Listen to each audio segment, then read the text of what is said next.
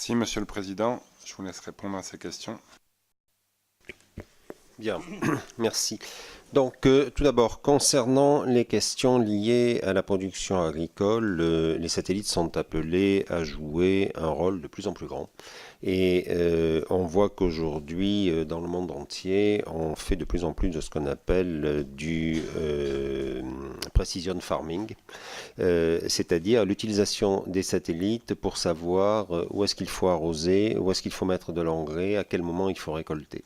Et là aussi, le CNES a été un peu précurseur puisque nous avons une filiale qui s'appelle CLS et qui travaille beaucoup avec les agriculteurs sur justement la fourniture de services pour justement utiliser les satellites, mais ceci est en train de se répandre, je dirais, de façon exponentielle. À partir du moment où il y a des images qui arrivent quasiment en temps réel, eh bien, il y a de plus en plus de services, des applications sur les smartphones, des choses comme ça, qui permettent aux agriculteurs de se servir des satellites pour gérer leurs exploitations agricoles. Donc il y a un très grand avenir et là aussi ce que nous faisons en matière d'application, nous sommes en train de mettre en place une coopération très forte avec l'INRA, eh bien c'est pour justement que les satellites là aussi deviennent des alliés extrêmement précieux des exploitants agricoles, mais c'est un secteur qui me semble très porteur d'avenir parce qu'il n'est qu'au début de l'utilisation du spatial pour ces applications et ceci va aller en s'amplifiant. Concernant la question sur la Chine, ses moyens spatiaux et la possibilité donc d'avoir des coopérations plus importantes avec la Chine, eh bien nous y travaillons et donc je l'ai dit, avec CFOSAT, nous avons été un peu précurseurs et nous sommes les seuls aujourd'hui à travailler avec la Chine. Maintenant, concernant la préparation d'un lanceur compétitif et réutilisable, il est clair que les moyens réutilisables sont nouveaux et sont apparus après la décision concernant Ariane 6. Il est clair que face à cette nouveauté, beaucoup de gens s'y sont mis. Aujourd'hui, partout dans le monde, il y a des projets de lanceurs réutilisables et j'ai parlé en France de ce que nous faisons en France et en Europe avec Prometheus, Callisto et à plus moyen terme Thémis. Mais il est clair aussi que l'intérêt de la réutilisation, l'intérêt économique, n'a pas été encore totalement démontré. Ce qui veut dire que je ne me hasarderai pas à dire que dans 5 ans, tous les lanceurs seront réutilisables. La seule chose que je peux dire, c'est qu'il se peut que dans 5 ans, le réutilisable soit monté en puissance. Et face à cette situation qui est quand même très compliquée parce qu'on ne peut pas non plus investir sur tous les fronts, eu égard au côté forcément limité de nos budgets, et ce que nous faisons en Europe, c'est le même cas un peu partout, eh bien, nous avons mis des programmes de recherche et de technologie très très rapidement. En tant que président du CNES, j'ai été le premier à dire qu'il fallait développer le moteur Prometheus, qu'il fallait développer le démonstrateur Callisto, qu'il fallait développer Thémis, et cela nous permettra d'ajuster ce que nous faisons en fonction de l'évolution globale. Si dans 2-3 ans, finalement, la réutilisation s'avère être ce qu'il faut faire, eh bien nous serons prêts. Si, ce qui n'est pas impossible, cela s'avère être un feu de paille et puis qu'on revient aux lanceurs consommables, eh bien nous serons prêts aussi. Donc c'est un système, une situation qui est difficile. Il est difficile d'appréhender exactement quelles vont être les évolutions, mais face à cela, nous avons pris toutes les mesures pour, quelle que soit l'évolution, in fine, nous puissions y faire face. Alors, ça se rejoint aussi, bien sûr, avec la question de l'évolution des lanceurs et des constellations de petits satellites. Là aussi, moi, ce qui me frappe, c'est qu'il y a 3 ans et demi, au Salon du Bourget en 2015, tout le monde expliquait que l'avenir était aux constellations de milliers de satellites et que les gros satellites géostationnaires, on avait tourné la page. Bon, 3 ans et demi plus tard, on se rend compte que de toutes les constellations dont on avait parlé, il n'y a que OneWeb qui finalement a pu avancer, même s'il avance à un rythme qui n'est pas forcément le rythme prévu, mais la société est constituée et il y a un certain nombre de choses qui se font.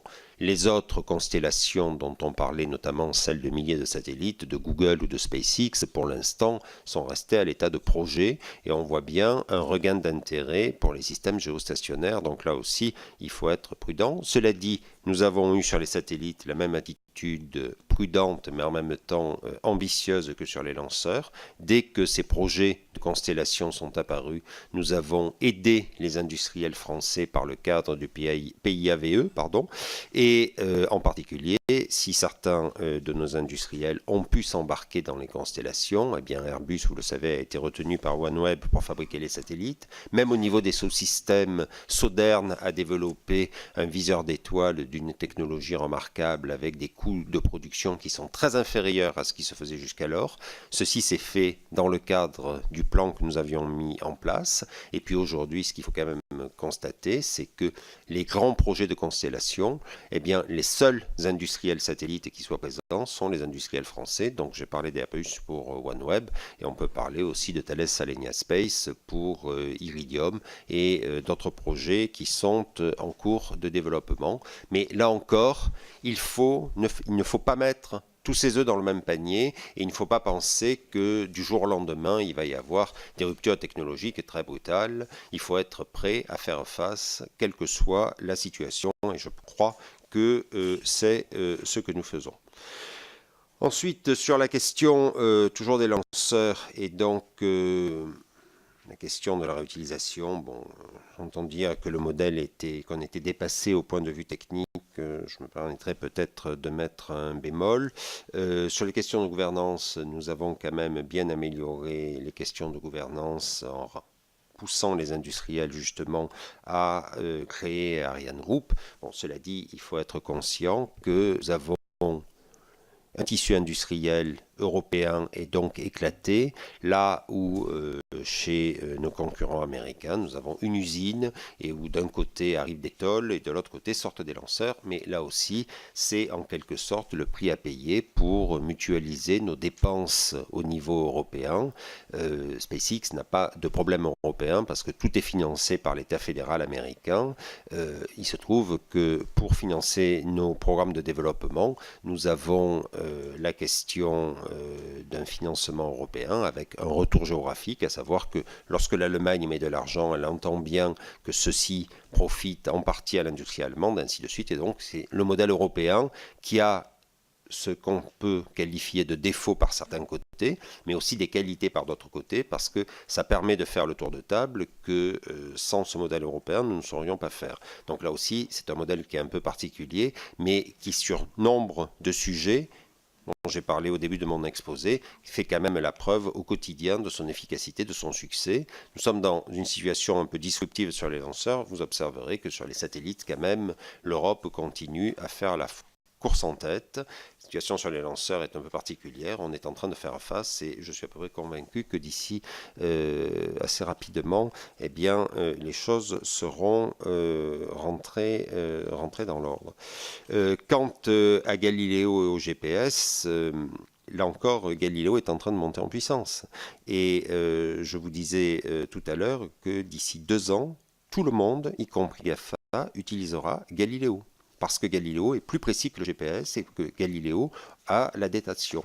Et je ne sais pas quand vous avez acheté votre smartphone, mais si vous l'avez acheté il y a moins de 6 mois, vous avez Galileo et vous utilisez à votre insu Galileo. Vous le voyez, la précision est meilleure. Aujourd'hui, tous les smartphones qui sont vendus sont équipés de Galileo. Et comme le smartphone fait le choix du système qui est le plus performant et que Galileo est plus précis que le GPS, eh bien, il se verrouille automatiquement sur Galileo.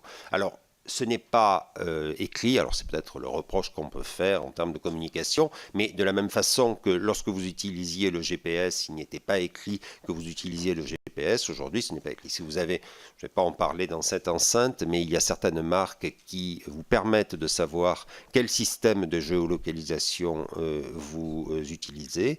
Il y a d'autres marques qui ne le permettent pas. Mais ce que je peux vous dire, c'est qu'aujourd'hui, lorsqu'on achète un smartphone, eh bien, il utilise a priori Galileo. Et vous pouvez vous en rendre compte. Moi-même, mon bureau est au Forum des Halles. Lorsque j'avais un smartphone d'ancienne génération, que j'utilisais le GPS, eh bien, lorsque j'étais dans mon bureau, j'étais à l'intérieur d'un cercle bleu qui recouvrait tout le forum. Aujourd'hui, je vois avec précision dans quelle partie du bâtiment du CNES je me trouve. Donc Galileo monte en puissance et monte en puissance de façon d'autant plus remarquable que sa précision est bien meilleure que celle du GPS et il a ce qu'on appelle la datation, ce qui permet d'avoir de nouvelles applications, notamment le micro-trading par exemple. Lorsqu'on envoie des ordres en bourse, eh bien, ça permet de les dater avec une précision d'un milliardième de seconde et sur des aspects contractuels, de responsabilité pour les accidents par exemple. Vous savez que dans certains pays du monde, on oblige maintenant les conducteurs à avoir une webcam dans leur voiture pour savoir quand il y a eu un accident. Tout est enregistré, un peu comme sur un avion. Qu'est-ce qui s'est passé? Eh bien, Galileo, là aussi, permet de dater ce qui se passe. Donc, on est au début. Le GPS a démarré il y a 20 ans, Galileo a démarré il y a quelques mois, mais je dirais que nous sommes partis plus tard, mais nous courons beaucoup plus vite, et donc nous gagnerons la course, et nous sommes en train de la gagner. Sur la question des lanceurs réutilisables, les constellations, les mutations, les lanceurs aussi qui peuvent être aéroportés, donc vous avez parlé d'Altaïr, ça fait partie des sujets que nous regardons là aussi, sur lesquels il y a des compétences qui sont en train de se mettre en place. Là aussi, l'intérêt économique d'un lanceur aéroporté n'est pour l'instant pas totalement démontré. Mais là aussi, nous travaillons avec un industriel français, bien sûr, que vous connaissez, qui a décidé d'investir dans ce domaine. Votre question sur le Brexit, Galileo et le PRS, bien aujourd'hui, donc, le Royaume-Uni, si les choses se passent comme elles sont annoncées, va quitter au mois de mars l'Union européenne. Donc le Royaume-Uni va quitter Galileo en tant qu'État membre comme il était aujourd'hui. Donc concrètement, il y avait un centre de contrôle du PRS, le centre Backup, qui était à Sandvik au Royaume-Uni, le centre principal étant, vous le savez, à Saint-Germain-en-Laye. Et donc nous avons décidé de transférer ce centre Backup en Espagne. Il sera à Madrid, il commence à fonctionner. Et le Royaume-Uni va sortir du PRS en tant qu'État membre de l'Union européenne et reviendra dans le PRS. Nous avons d'autres États associés au PRS qui travaillent sur le PRS, mais avec un statut totalement différent de celui qu'il a aujourd'hui. Beaucoup de gens dans la communauté Galileo le déplorent, mais c'est malheureusement la conséquence du Brexit.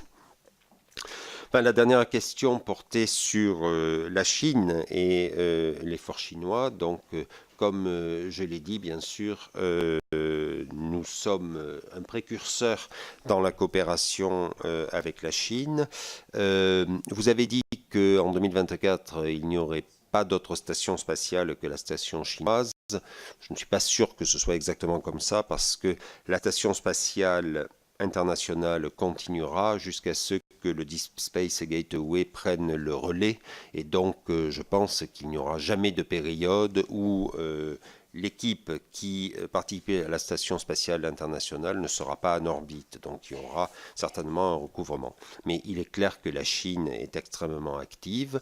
Il est clair aussi que dans ce contexte, le choix politique qui a été fait il y a de cela plusieurs années de nous associer au succès de la Chine eh bien, est un choix pertinent. Et aujourd'hui, je peux vous dire que pour en parler avec tous mes collègues non chinois, ils sont assez admiratifs du fait que là encore, c'est la France qui a ouvert la voie de la coopération avec la Chine, avec CFOSAT, donc, qui a été lancé le 29 octobre, et SVOM pour l'astronomie qui sera lancé en 2021.